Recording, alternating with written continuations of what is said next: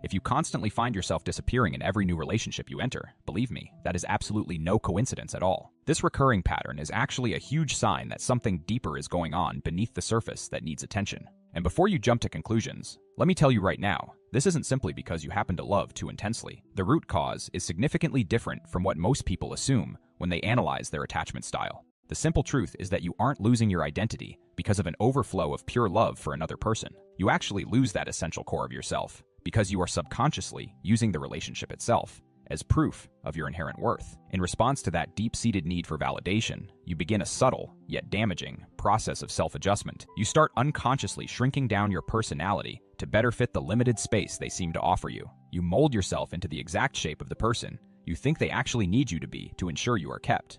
This adaptation is exhausting, but it feels necessary to prevent the inevitable feeling of being completely abandoned. Fundamentally, when your entire sense of self-value is tethered to the act of being chosen by someone else, you completely stop prioritizing your own choices. You stop advocating for what you actually want, because it feels like an imposition on the fragile connection you've built. Naturally, your genuine needs start feeling incredibly inconvenient, or worse yet, like an absolute burden to the other person. The boundaries you desperately need to establish often feel ridiculously selfish when viewed through this lens of perceived unworthiness. Consequently, remaining quiet and agreeable suddenly becomes a much safer, easier survival strategy than risking honesty. Silence is your shield against conflict, even though it's actively eroding the real you behind that shield. I need you to hear this clearly. What you are describing is fundamentally not what genuine, healthy love actually feels like. At its core, that constant people-pleasing behavior is actually a profound act of self-abandonment every single time, because truly reciprocal and healthy relationships are never designed to completely erase the person you already are.